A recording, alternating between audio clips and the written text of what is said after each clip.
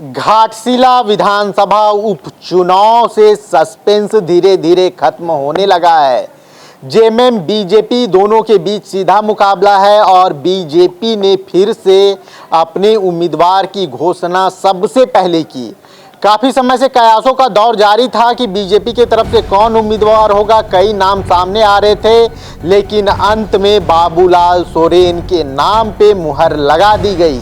बाबूलाल सोरेन, चंपई सोरेन के बेटे बाबूलाल सोरेन पिछली बार घाटशिला विधानसभा से नंबर 2 की पोजीशन हासिल करने वाले बाबूलाल सोरेन, रामदास सोरेन के हाथों लगभग 22,000 से कुछ ज्यादा वोटों से बाबूलाल सोरेन की हार हुई थी। इसके बाद जब स्वर्गीय रामदास सोरेन का निधन हुआ, तब से कई तरह के कयास लगाए जा रहे थे कि बीजेपी क्या उम्मीदवार बदलेगी। राज्य का नेतृत्व जो शायद चंपई सोरेन के फेवर में उतना नहीं है, क्या उसकी सुनी जाएगी। लेकिन केंद्रीय नेतृत्व में फिर से बाबूलाल सोरेन के नाम पर मुहर लगाकर यह बात साबित कर दी कि चंपई सोरेन पर, कोल्हान के क्षेत्र में खासकर चंपई सोरेन पर अब भी बीजेपी का भरोसा कायम है। जेएमएम के उम्मीदवार की घोषणा भी जल्द ही हो जाएगी और वहां भी लगभग अब स्थिति साफ है कि कौन कैंडिडेट होने वाला है। पहले हम बाबूलाल सोरेन पर बात करते हैं, फिर जेएमएम पर आएंगे, बताएंगे कि वहां भी किस तरह की स्थिति साफ हो चुकी है। आज घोषणा हो जाएगी और कौन जेएमएम के उम्मीदवार होंगे। सर, बाबूलाल सोरेन के नाम की घोषणा बीजेपी की तरफ से एक बड़ा मूव, ये फिर से बताने की कोशिश की गई है कि कोल्हान टाइगर अभी भी चंपई सोरेन ही है।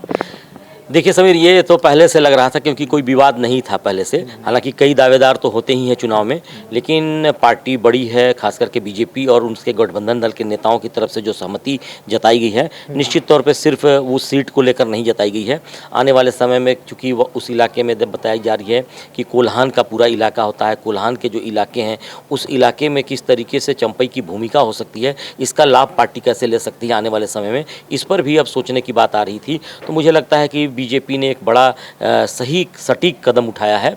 और इस बार के चुनाव की बातचीत की जाए तो निश्चित तौर पे चूंकि रामदास सोरेन का डेथ हुआ है, डेथ होने के बाद से वो सीट खाली हुई है, तो उनके बेटे पे के चर्चा है, उनके भतीजे पे चर्चा है और उनकी पत्नी पे भी चर्चा है। लेकिन आज एक महत्वपूर्ण जो चीज़ें आई हैं खास करके बीजेपी खेमे से कि बाबूलाल सोरेन पे कहीं ना कहीं मुहर लगाई गई है और निश्चित तौर पे कहा जा सकता है कि चंपई सोरेन के नाम को लेकर के उस इलाके में चुनाव लड़ा जाएगा। पार्टी तो है ही, गठबंधन दल के तमाम नेता वहाँ मौजूद भी रहेंगे, लेकिन सही बात कही जा सकती है कि वो पूरा इलाका चंपई के नाम से ही कहीं ना कहीं चुनाव लड़ने के लिए जाएगा। लगभग 22,000 से कुछ ज़्यादा वोटों का अंतर रहा था। ये इस अंतर को पाट पाना चंपई सोरेन के लिए कितना आसान होगा, वो भी तब जब रामदास सोरेन का निधन हुआ। एक सिंपैथी फैक्टर, अगर सोमेश सोरेन उम्मीदवार होते हैं, जो कि लगभग तय है कि सोमेश सोरेन ही उम्मीदवार होंगे, कितना मुश्किल होने वाला है। देखिए, ये अभी कहना बड़ा मुश्किल होगा क्योंकि अब खास करके रामदास सोरेन की बातचीत की जाए और रामदास सोरेन के बाद की बातचीत की जाए तो उनके बेटे की भूमिका, ये सारी चीज़ें कहीं ना कहीं अब वोटर आकलन के दौर पे लेके जाएंगे। चंपई सोरेन का नाम पहले से है, बाबूलाल सोरेन पहले ही चुनाव लड़ चुके हैं, उनको एक अच्छा खासा वोट मिल चुका है और उनका एक कहीं ना कहीं कहा जा सकता है कि जनाधार दिखाई पड़ रहा है साफ तौर पे, चंपई सोरेन के नाम पे हो या फिर बाबूलाल सोरेन के नाम पे हो। लेकिन आज की बातचीत की जाए तो जेएमएम तैयारी की ओर जरूर जा रहा है, लेकिन अभी भी कहा जा सकता है कि अभी तुरंत कहना मुश्किल होगा। पार्टी तमाम ताकत लगाने के लिए कोशिश करेंगी ही करेंगी। बाबूलाल के नाम पे सहमति जताई गई है और पहले अगर नाम की घोषणा की गई है, इसका मतलब है कि अब सीधे चुनावी मैदान में बाबूलाल सोरेन दिखाई पड़ेंगे। चंपई जो हाल के दिनों में जो गतिविधियाँ दिखाई पड़ रही थी उस इलाके में, और भी सक्रिय रूप से आगे बढ़ने की कोशिश करेंगे। जेएमएम की तरफ से सोमेश सोरेन का नाम लगभग फाइनल हो चुका है, औपचारिक घोषणा बाकी है, वो आज की मीटिंग में लगभग तय ही हो जाएगा।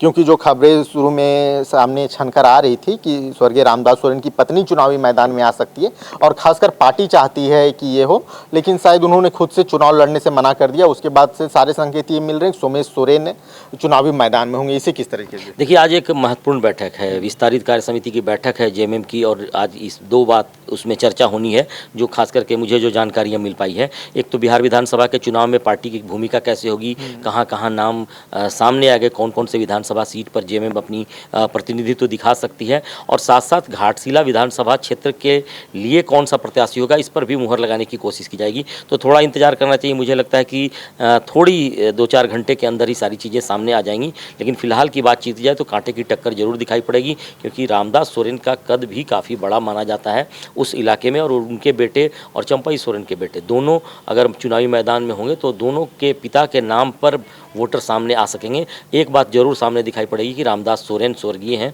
उनके सिंपैथी वोट जैसा कि आपने भी जिक्र किया उस पर थोड़ा बहुत उनको फ़ायदा मिल सकता है, लेकिन चुनावी मैदान है, वोटर बड़ी तमाम चीज़ों को बारीकी से समझकर ही आगे बढ़ने की कोशिश करेंगे। तो देखिए घाटशिला का जंग जो है सो लगातार दिलचस्प होता नजर आ रहा है। एक तरफ बाबूलाल सोरेन चुनावी मैदान में है, आज शाम में यह भी तय हो जाएगा ऑफिशियली कि बाबूलाल सोरेन की तरफ से जेएमएम में कौन होगा, लेकिन यह तय है कि लड़ाई दो सोरेन के बीच में होगी और यह लड़ाई काफ़ी दिलचस्प होने वाली है। घाटशिला से जुड़ी पल पल की अपडेट हम आपसे साझा करते रहेंगे। तब तक के लिए आप आइडियल एक्सप्रेस के साथ जुड़े रहें। हमारे चैनल को लाइक शेयर एंड सब्सक्राइब जरूर करें। धन्यवाद।